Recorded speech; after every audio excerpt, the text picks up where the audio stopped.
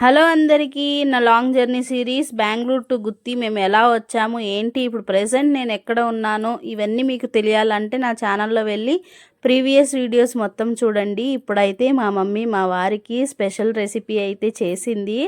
ఆయనకి ఇది ఎలా చేస్తే నచ్చుతుందో అలానే చేసింది.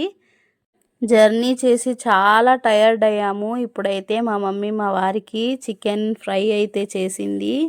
ఇది ఆయనకి చాలా నచ్చుతుంది. మా మమ్మీ చేసే ప్రతి ఒక్క వంట చాలా ఇష్టము మా వారికి. సో అందుకే ఆయన కోసము చికెన్ అయితే చేశారు.